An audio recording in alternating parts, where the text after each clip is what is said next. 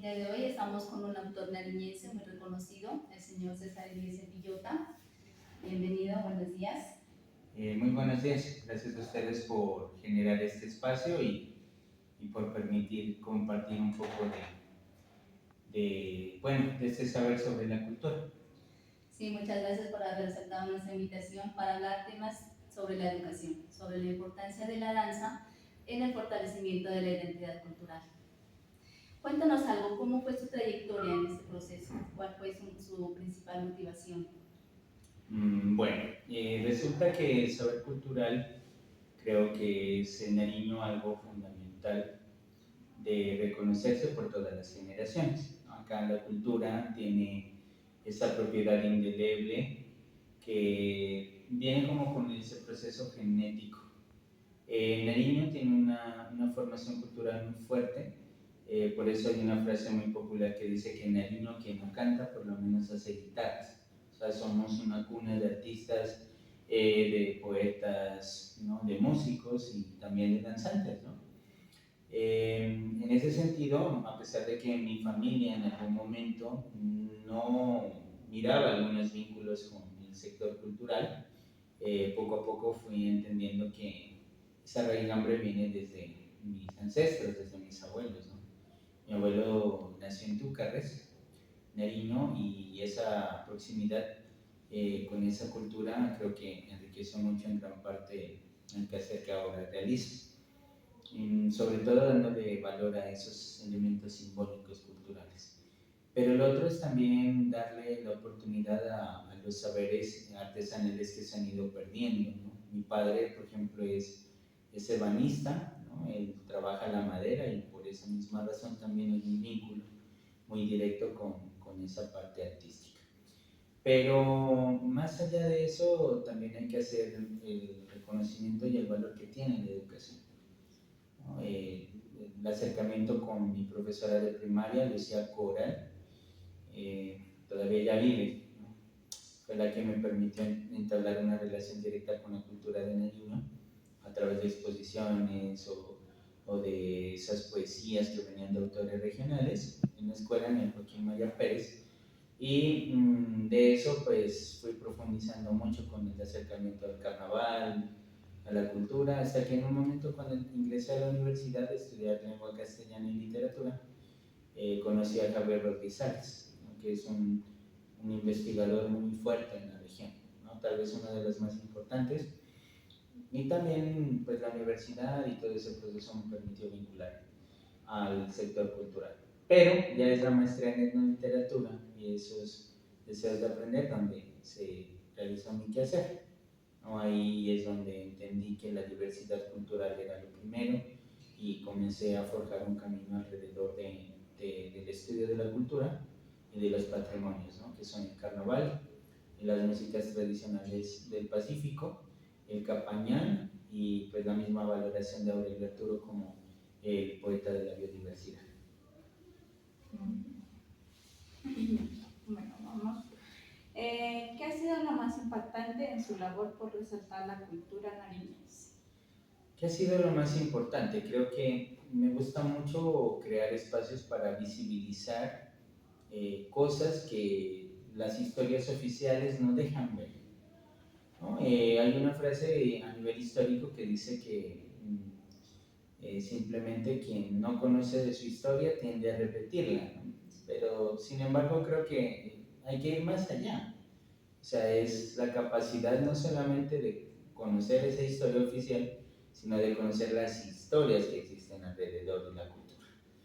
Eso quiere decir que frente a los patrimonios no debemos darle origen solamente a una historicidad, sino a unas historias críticas, por cierto, que vienen de la relación con la conversación, con otro tipo de teorías como la subalternidad, ¿no? Como ese ejercicio lúdico que nos va a permitir, por ejemplo, darle voz a las mujeres, darle voz a la esclavitud y la reverencia y la referencia con las negritudes, o darle la voz al indígena, darle la voz a la diferencia. Por eso, miren que ese proceso es fundamental, ¿no? En crear otro tipo de escenarios y de permitir que las nuevas generaciones puedan entender que el rescate de la cultura no es más que poder vivenciar el valor que tienen nuestros abuelos, ¿no? O el valor que tiene poder profundizar en hechos que nadie los ha tocado. Entonces, por eso ahí es necesario contar otros escenarios que no solamente sean los oficiales, ¿no? Y que esa investigación, esa profundización, pues nos lleva realmente a conocer el territorio. Podríamos darle una ejemplificación, ¿no? En el carnaval muchas veces se reconoce o se da valor a quien queda en primer lugar, ¿no? Pero nunca le damos reconocimiento a quien queda en el puesto 14 y miren que a veces hay maestros que han ocupado lugares privilegiados que participan en una o dos ocasiones, pero hay maestros que siempre han ocupado el puesto 14, el 15 o a veces no están en las premiaciones, pero siempre participan. Entonces creo que eso es como una ejemplificación de que en la cultura nosotros nos debemos centrar en eso que no se reconoce. Y si le damos sentido y vivencia a eso, realmente creamos una nueva forma de ver la cultura. Nuestra cultura nariñense es muy diversa, es muy rica, tanto artística como naturalmente. Y ustedes ahí van un proyecto muy bonito en las instituciones que es lograr que los niños se apropien de todo este conocimiento. Cuéntenos algo de esta historia. Bueno, verán, ¿no? El proyecto nace a razón de que en alguna oportunidad yo ingresé a la universidad, ¿no? Como profesor en prestación de servicios y a dictar una cátedra, ¿no? Yo creé una cátedra que es precisamente donde estamos terminando esa clase, que es literatura y carnaval. Esta cátedra fue creada en el año 2010. Pero unos hechos antecesores fueron que tuve la oportunidad de ser parte del proceso de elaboración del proceso patrimonial como estudiante de la universidad, ¿no? Yo me gradué en el 2009, pero en el 2008 estuve en los escenarios de cuando el carnaval quería ser patrimonio. Entonces eso me permitió conocer la manifestación y obtener como ese gusto, ¿no? En el 2008. Y posteriormente a eso, pues en el 2010 se crea esta cátedra para dar visibilidad, por ejemplo, a los escritores, ¿no? Guillermo Edmundo Chávez tuvo mucho que ver en la creación del carnaval, pero muy someramente o superficialmente se cuentan, ¿no? Hechos que tienen que ver con ello. Pero fue alrededor de ese espacio donde pues me vinculo directamente con el maestro Franklin Melo Chávez, también con otros profesionales como Walter Hurtado, Sandra Erazo, Sonia Villota, bueno, varios personajes de la ciudad que tienen diferentes profesiones. Y decidimos que después de la creación del Plan Especial de Salvaguardia, ¿no? Del carnaval que se hizo en el año 2010, pensáramos la posibilidad de que el carnaval, los patrimonios, tuvieran una vivencia real dentro del sector educativo. Y fue así que nace la escuela Guardianes del Carnaval. Entonces nosotros decidimos crear eso, aunque el proceso de Guardianes del Carnaval venía de los encuentros de las mingas en el año 2008, pero decidimos acuñar ese nombre para poder crear. Y decidimos definir que para conocer la cultura y el carnaval no simplemente debíamos centrarnos como en los días de la manifestación, sino en crear procesos curriculares. Entonces creamos una línea de investigación, una línea de artes, donde se expone muy bien todo lo que es el modelado, la talla de micopor, la pintura. En la línea de investigación trabajamos memoria, historia y cultura, pero también la parte literaria.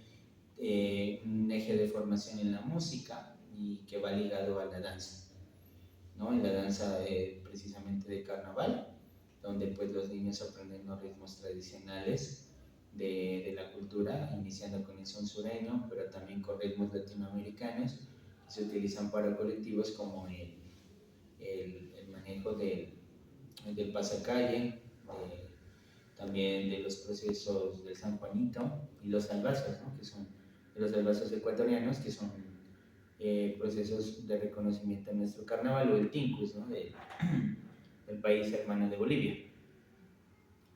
Entonces eso posteriormente con el emprendimiento cultural se reunió y desde ese momento comenzamos a a tocar puertas para poder implementar un proceso pedagógico de escuelas del carnaval en la región. Y pues han sido muchísimos años tratando de que esto se convierta en una política pública de la ciudad. Estamos en ese trabajo. Sí, hemos tocado puertas con la Secretaría de Educación para lograr ese objetivo también, con el actual secretario José Luis Benavides, pero también con la Secretaría de Cultura, ¿no? Desde hace muchos años. Todo comenzó en un espacio muy pequeñito, reducido en un basurero, por no decirlo de otra manera, en el Liceo Central. Actualmente ya no nos encontramos allá, pero ahí iniciamos el trabajo de esto que les cuento, estos módulos, con 5 niños. En estos años, ya casi 14 años de trabajo, hemos estado vinculados con más de 3.800 niños de la ciudad, incluyendo adultos mayores y jóvenes de la ciudad, y también pues, los estudiantes de la Cátedra de Literatura y Carnaval.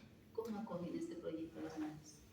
Pues la verdad creo que es el proyecto que más impacto tiene, ¿no? Inclusive eso les ha permitido tener un nuevo sentido de lo que es la cultura regional. Precisamente ellos van en contrajornada a los trabajos y hemos podido lograr que el trabajo de la escuela y de la enseñanza permita que ellos salgan a escena en el Carnaval de la Alegría Estudiantil, que se hace en noviembre, y en el Carnavalito, ¿no? Los niños siempre están pendientes de las inscripciones y el placer que tienen ellos, ¿no? Porque no solamente se vincula ya a los estudiantes, sino a la familia. La familia es eje fundamental de todo el ejercicio. ¿Y Entonces, solo se pueden inscribir los niños de las instituciones de las cuales ustedes No. están trabajando o todos? Lo que pasa es que ahorita para la conformación de este ejercicio creamos una red, se llama la Red de Escuelas del Carnaval. En esta pertenecen también las comunas, las madres cabezas de familia, las líderes de los movimientos feministas. O sea, la idea es llegar a todos los sectores. Inclusive le digo que hace más o menos un año y medio que tuvimos con una participación también importante de la Secretaría de Educación, de hacer un proyecto donde conocimos todos los territorios, ¿no? Los 17 corregimientos, más todos los centros, o sea, toda la parte urbana. Y fuimos a mirar las necesidades. Es como interesante, ojalá algún día pueda hacer una historiografía de eso, porque cómo uno llega a los territorios, ¿no? A veces nos tocaba subirnos en los carros que transportaban vacas y cantinas de leche, porque no había cómo llegar. Eso era muy como conflictivo, ¿no? Mirar que estamos, digamos, como en una evolución urbanística, pero no, todavía se siguen viviendo precariedades en los corregimientos. Pero la fuerza y vitalidad que uno se encontraba ya con los chicos es muy distinta a los de la ciudad, ¿no? Y como es amor frente a la cultura. Por eso tratamos como de mostrar el valor que tienen las zonas rurales también, y que se pueda, ¿no?, dignificar realmente la labor de los maestros del carnaval y dignificar también la esperanza que tenemos en construir memoria con los chicos. Ahora en clases les explicaba precisamente que muchos de los niños en estos tiempos, que eran niños, ahora ya son adultos, están dentro de la manifestación, ya son maestros, ya participan en sus propios talleres, participan con otros maestros en otras obras. Entonces, cuando uno ve eso, y no solamente en la elaboración de carrozas, ¿no?, sino en la investigación, por ejemplo, Andrés Vallejo es ahora director del área cultural del Banco de la República, y él fue estudiante mío, del Liceo Central de Nariño, ¿no? Entonces, cuando uno ya los ve, y ahora ya va a ser doctor en Historia, y que su centro es precisamente la historia regional. Entonces, él toma ese camino y se va, ¿no?, hacia eso, y eso a uno lo va llenando como de más motivaciones, porque las nuevas generaciones necesitan conocer la cultura y necesitan tener estos espacios para crear memoria, crear literatura. Y eso ha sido satisfactorio porque en el año 2021 pues tuvimos el honor, pues yo fui como representante de eso, de ganar el premio como mejor docente de Colombia, ¿no?, a nivel de procesos culturales y de lectura y escritura del país. Compartir esto que estoy charlando con ustedes, pues en espacios nacionales ha abierto mucho la puerta a que se entienda el currículo como una apropiación de la cultura, ¿no? Por eso ahorita lo que viene, pues yo lidero un proceso de CINEFAC también acá, que es con la Organización de Cultura a nivel nacional. Y la idea es que el Ministerio de Cultura y el Ministerio de Educación están uniendo esfuerzos para que la cultura sea parte del currículo. Eso sería muy interesante porque muchas veces en las aulas de clase se lo mira de manera muy superficial. Entonces sería interesante que se lo tome realmente como un área, ¿no? Y miren que eso está pasando. Ahorita ya se va a llamar el proceso de las artes y los saberes. Y ya la educación artística no va a estar tan desligada, va a ser un proceso intertextual. Entonces los otros lenguajes como el teatro, la danza, la música, la literatura, el manejo de los patrimonios inmateriales va a ser parte del currículo. Y ahora pues ya eso va a cambiar porque ya no se llama la jornada simplemente única, sino que es la jornada extendida. Entonces todos los proyectos van a ir encaminados hacia tener un mejor tratamiento sobre la cultura. Lo que no hemos entendido es que antes de, pues no digo que no es lo principal, ¿no? Antes de aprender matemáticas, antes de aprender lenguaje, el primer vínculo que tenemos es con nuestra familia. Y la familia nos enseña un proceso cultural antes de ingresar al colegio. Por eso aprendemos a hablar, miren las particularidades de nuestra forma dialectal que tenemos, eso lo aprendemos en el hogar. Entonces ese seno cultural y de memoria es el eje principal para luego llevarlo ya a los planos de la educación. Y sí funciona, ¿no? Miren que hay libros de niños escritos sobre cuentos del carnaval, sobre expresiones del carnaval, o hay obras hechas ya por los chicos. Entonces eso genera como una motivación más grande para seguir trabajando por ellos.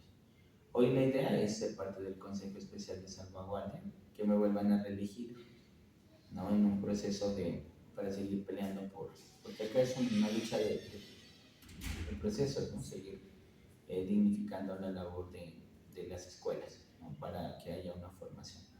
Ojalá se logre, aunque a veces hay resistencia, ¿no? Los gobiernos de pronto no entienden las dinámicas y las lógicas, ¿no? Y este es un proceso colectivo. La verdad es que no hay intereses individuales. Puedo decirles que hasta el día de hoy no sé lo que es recibir dinero por lo que hacemos, ¿no? Todo es ad honorem.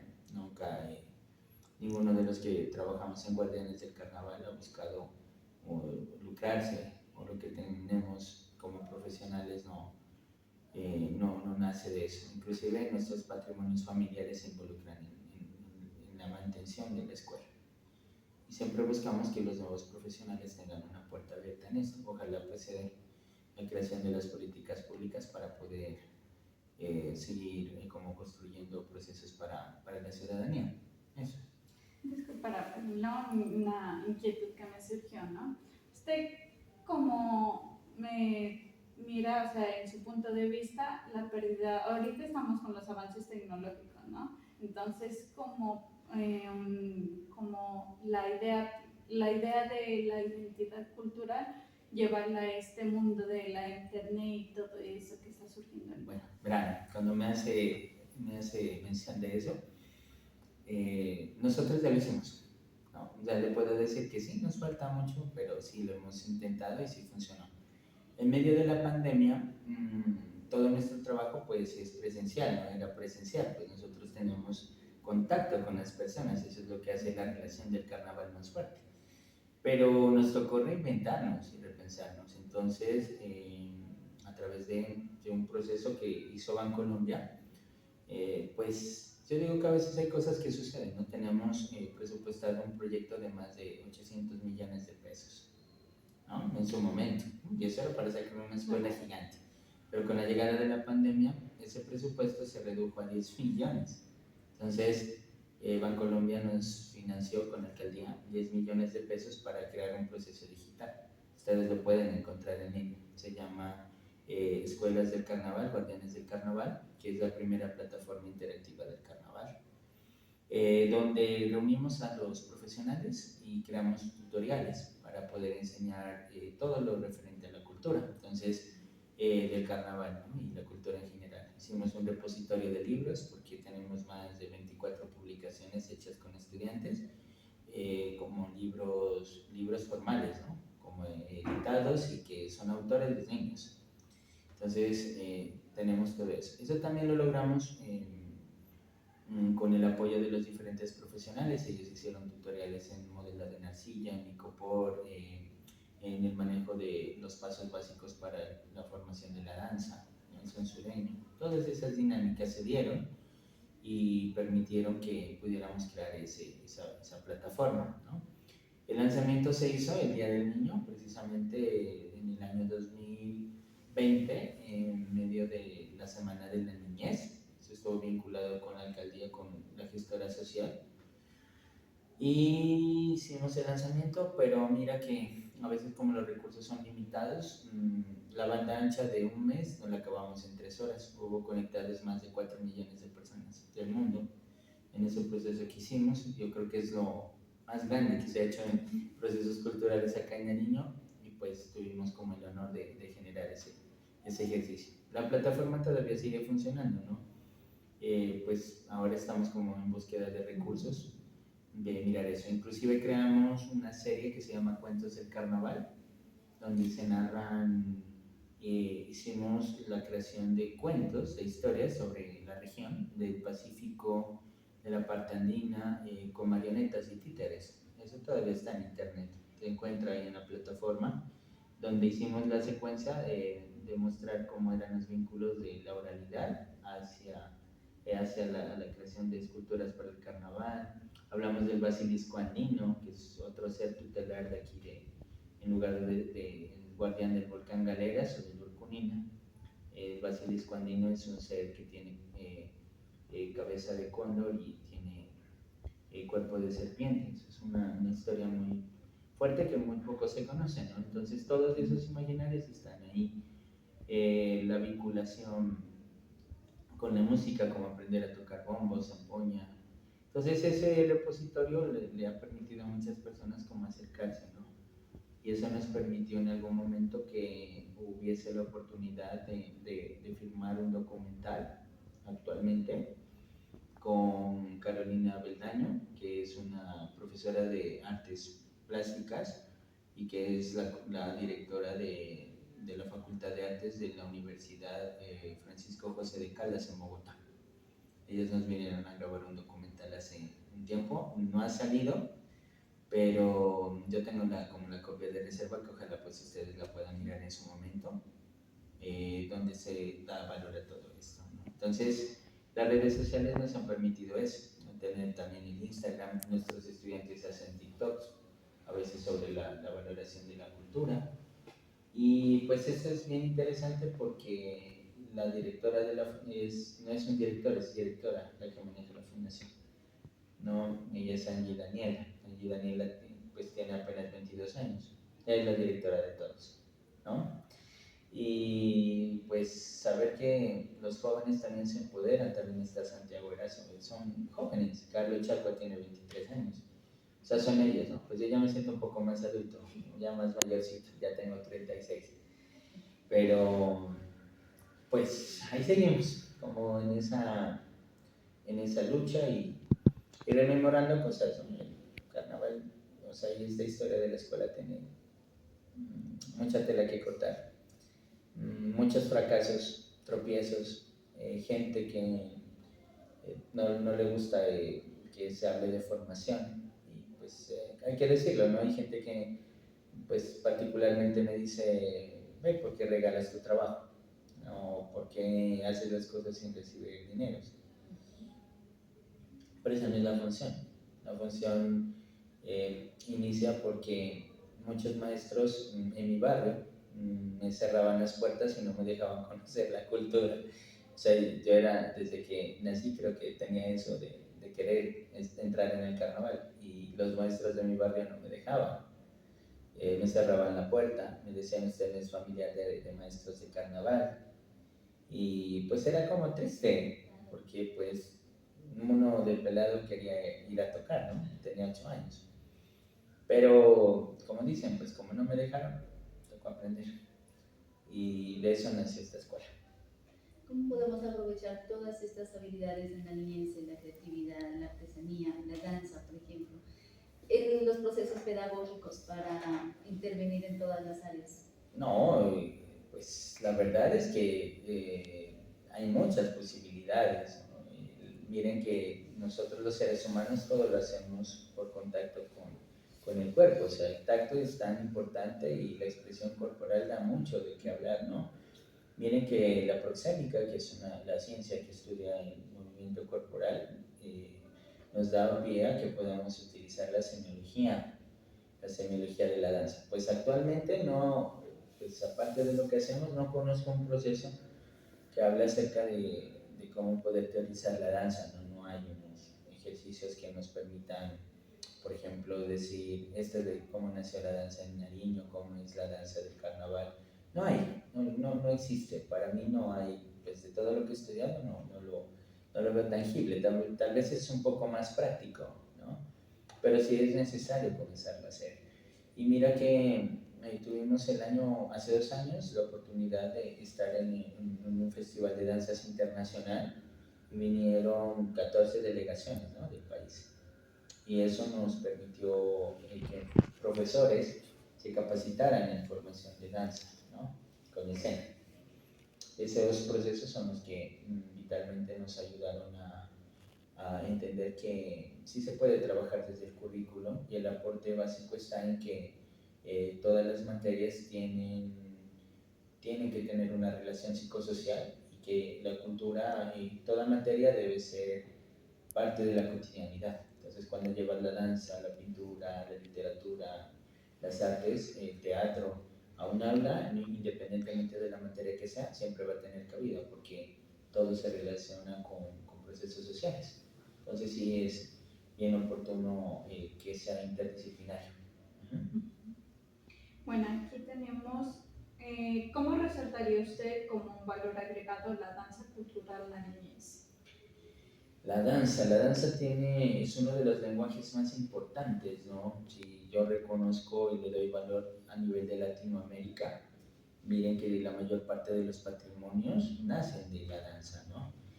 Por ejemplo, el patrimonio de la Virgen del Socavón en Bolivia se da por eso, por la valoración del tincus, ¿no? El tincus es un baile que hace alusión a la muerte, ¿no? Y la gente en la antigüedad bailaba hasta perder el conocimiento y morir. Ese era como un sacrificio. Miren que José María Arguedas lo representa en El baile de las tijeras, que es un cuento, ¿no? José María Arguedas fue un escritor peruano que resaltaba mucho los valores indígenas, porque a pesar de no ser indígena, él convivió y vivió con los indígenas, con nuestras comunidades, ¿no? Y él crea eso, ¿no?, el baile de las tijeras. Entonces la danza es uno de los primeros lenguajes que utilizó el hombre para poder comunicarse y poder entablar una relación directa con la música. Si solo lo vamos llevando a nuestro territorio, miren la valoración que tienen las danzas amazónicas. Cómo nace la integración del carnaval con las danzas del currulao en el Pacífico. Cómo nace en nuestro territorio con la construcción del bambuco.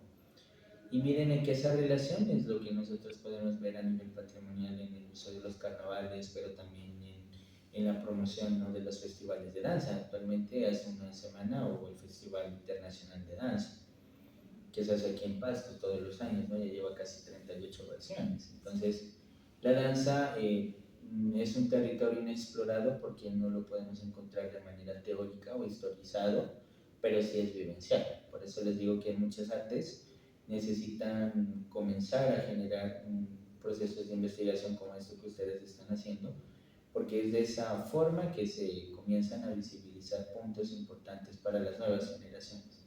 Entonces, cuando tú llevas la danza al aula, mira que cambiamos la noción de lo que llamamos las rondas infantiles, ¿no? Entonces, mientras nosotros tomamos como elementos extranjeros, por ejemplo, canciones anglosajonas, cuando tomamos procesos de la parte oriental, ¿no?, de Japón, para poderles enseñar a los estudiantes, qué mejor poder comenzar a valorar estos estudios desde como les digo, desde la música, la representación del currulao, cómo hacerlo desde la manifestación de los bambucos, de la construcción indígena. Y esos elementos son los que en la danza se van representando. A través de la danza tú puedes representar la memoria oral. Miren, por ejemplo, lo que hacen colectivos, los colectivos coreográficos, pero también el ballet folclórico de la Universidad de Nariño. Ellos sacaron un proceso hace algunos años llamado La Moledora.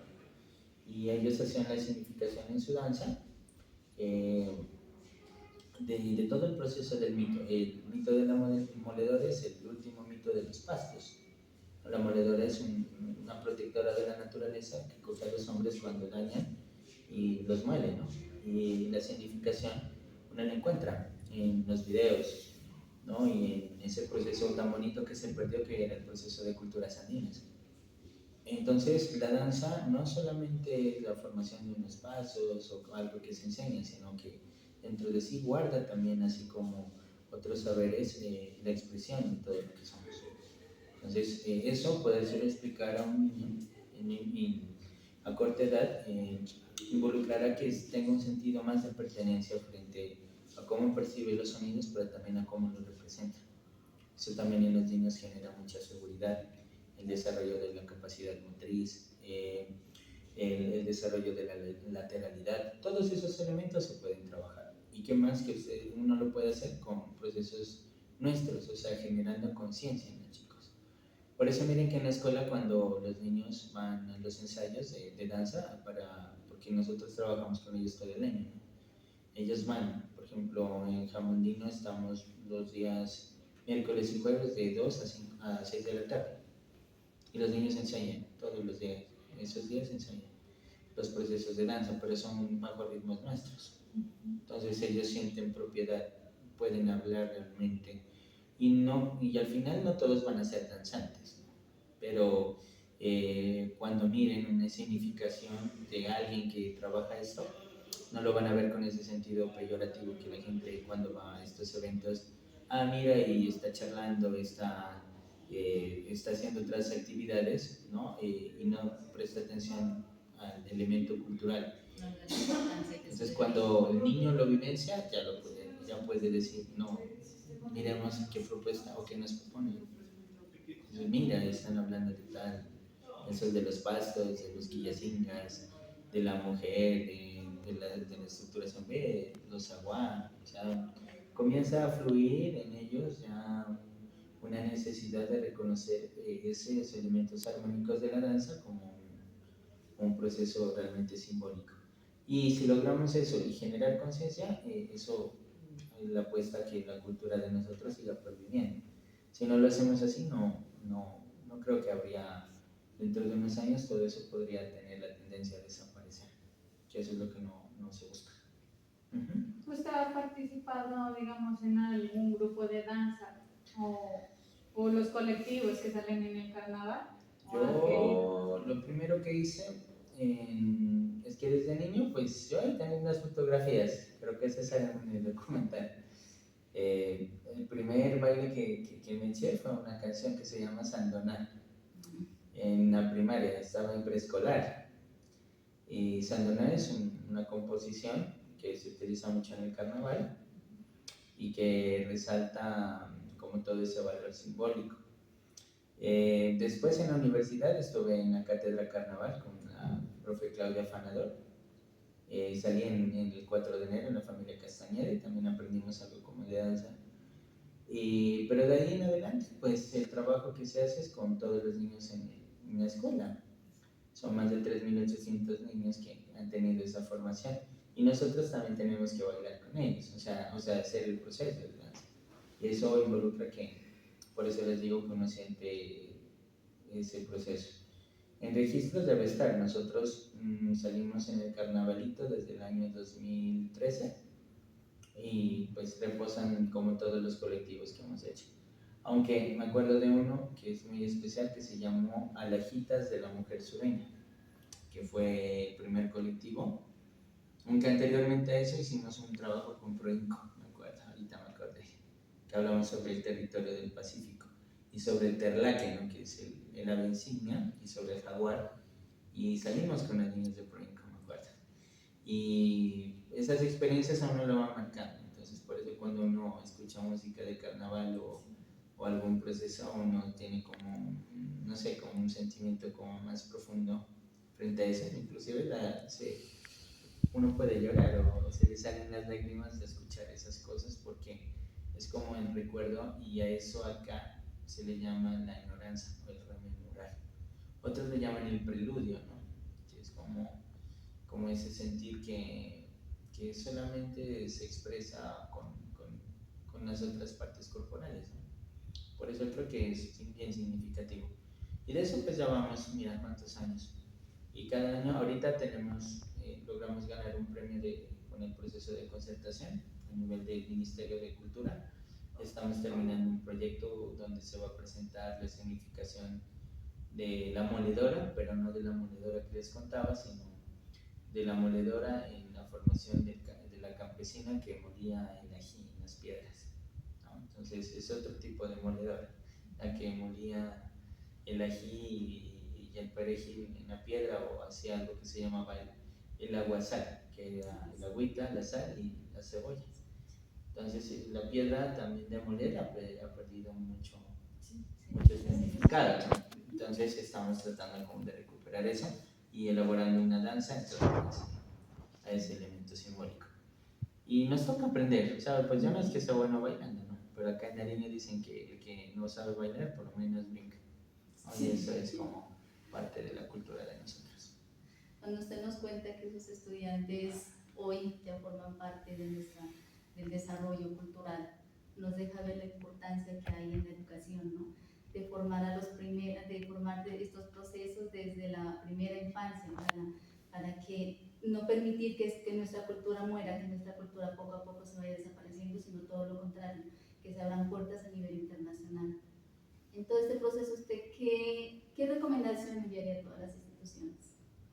Pues yo la verdad creo que la recomendación está en que los currículos deben ser más flexibles. Lamentablemente, cuando uno entra a los procesos de nombramiento de las plazas o bueno, del magisterio, por ejemplo, muchos se centran en crear procesos de evaluación como muy cortos y cumplir simplemente con los proyectos que les llaman en términos obligatorios, ¿no? Pero por la misma experiencia les digo que eso debe cambiar. O sea, lo que debe cambiar es como la disposición de simplemente generar procesos alrededor de algo que ya nos establecieron, sino irrumpir y crear otro tipo de proyectos, ¿no? En eso quiero decirles que pues en el colegio donde trabajo, que es la institución Luis Eduardo Morosejo de Pasto, a través de los años, pues con la rectora Betty Lucía Ayala Pérez, se permitió construir un proceso de cambio y miren que el colegio tiene más de 25 proyectos. O sea, no solo los obligatorios son 5 y acá tenemos 20 que son fuera del currículo. Entonces todo lo trabajamos con base en proyectos. Y uno de esos precisamente es Escuela de Carnaval, Escuela de Cultura en Carnavales. Entonces es abrir ese currículo, es perderle el miedo a establecer puentes con otras artes, ¿no? Perder el miedo a que simplemente digamos, bueno, ¿cómo hacemos para que los niños mejoren las pruebas? A ver, pues ahí está la cultura, miremos la parte iconográfica, miremos si los niños no tienen buenas relaciones interpersonales, cómo yo puedo desarrollar eso a través de la danza, ¿no? Porque la danza se puede hacer en pareja o en cuadrillas. Entonces eso va subsanando muchas cosas. Y miren qué ejemplificaciones hay muchas, ¿no? Niños que, pues generalmente cuando nos envían los niños para poder trabajar, lo curioso es que nos mandan a los niños problema, ¿no? No nos mandan los niños, los mandan a los que son problemáticos, los que no se los aguantan en el salón, los conflictivos. Pero miren que, o los que tienen situación de discapacidad o diversidad, es lo primero que nos envían a la escuela. Pero lo que no miran ellos es que estos espacios no formativos, no formales, abren como la mirada hacia las potencialidades de los seres humanos, porque es un carácter muy humano esto. Y cuando ellos vienen acá, encuentran otro sentido, otro sentir y pues dicen, mire, el conocimiento no es solamente lo formal. O sea, yo puedo aprender sociales acá en la escuela de cultura en carnaval, porque, miren, allá me dicen que me enseñan la conquista, pero sabiendo que acá yo, a través de la cultura, mediante haciendo una figura de una persona negra o de un indígena, estoy conociendo la historicidad de cómo fue que se formó eso. Entonces, yo utilizo lo plástico y utilizo el saber. Entonces, en eso cambia mucho la connotación. Y muchos maestros se estancan y dicen, bueno, pero a mí me piden que yo cambie de forma de trabajar, pero ¿cómo hago?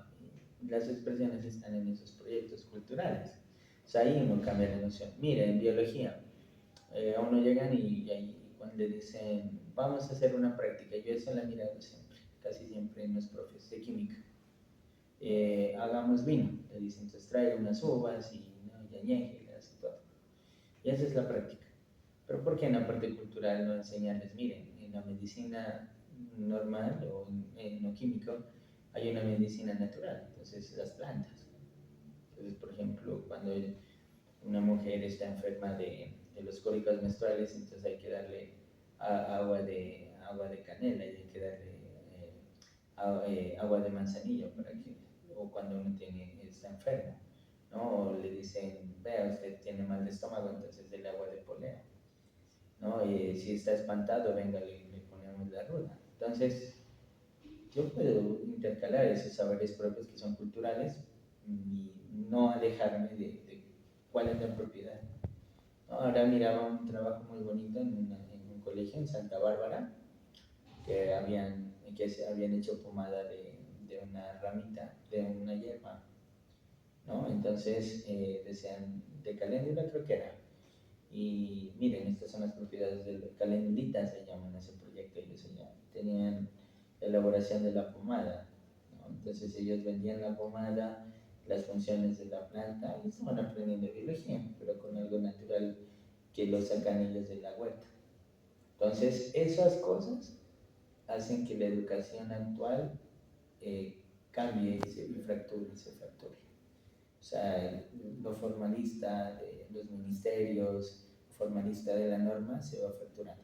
Urjo Torres a eso, en el 96, lo llaman currículum oculto, ¿no? Que es la capacidad que tiene un maestro de no solamente seguir la normatividad, sino de construir otros tipos de espacios para el concepto, ¿no? Y de eso, pues ya no serían teorías únicamente europeas las que debemos usar, sino latinoamericanas. Paulo Freire, con la pedagogía de la libertad, tiene un último libro que es póstumo, se llama La pedagogía de la esperanza, por ejemplo, o Cartas a quien pretende enseñar, ¿no? Pero también está Humberto Maturana, miren, ¿no? Están también los sociólogos y también los filósofos, aquí hablan de algo tan maravilloso que se llama el sentipensar, el pensamiento desde el sentir. Y eso cambia mucho las nociones. Por eso la cultura latinoamericana tiene muchas teorías: la hibridación, la transculturación, la heterogeneidad, la construcción del testimonio de Carlos Rincón, Mabel Moraña. O sea, hay muchas teorías que cambian como el patrón de decir simplemente lo normativo frente a la diversidad que nace de la cotidianidad, ¿no? Eso también ahora tiene un nombre, se llama historia crítica, ¿no? Se llama así. Y que ya solo irrumpe las historias oficiales y también la epistemología, la episteme, pero desde esas visiones, el vivir sabroso.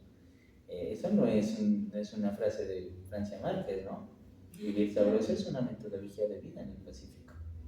O sea, eso no es que solo vean que todo el mundo lo cogió como de moda, sí. El vivir sabroso, ¿no? Vivir sabroso es una teoría metodológica, como la teoría del buen vivir o el summa causal o el summa camaña de los indígenas en el Amazonas. O sea, eso no es simplemente frases que vean buen vivir. O sea, es una metodología de vida. Es otra forma de vida. Por eso miren que Blanchot, Guattari, todos los simbolistas franceses vinieron a estudiar las culturas nuestras. para crear sus obras. Pero eso es lo que a veces no lo entendemos, ¿no? El día que cambien los docentes esa mirada hacia allá, ese día les voy a decir que realmente tenemos una educación. Pero no nos podemos quedar simplemente en decir que no hay, sino hay que actuar. Y como dicen, el ejemplo arrastra, entonces hay que seguir motivados hacia eso. Muchísimas gracias por tocar estos temas tan interesantes con nosotros acerca de la educación y proponer pues proyectos que nos ayuden, ¿no?, en el desarrollo social. Muchas gracias. Claro que sí, no, ustedes, y como les digo, pues ahí estamos al servicio de la comunidad y la idea es que ustedes sigan fundamental. Y pues también se les augure éxitos con ese trabajo, porque la verdad es eso lo que ayuda a potencializar y que no se quede ahí, ¿no? Sino que también lo vuelvan práctico. Sí, es ¿Listo? Eso sería.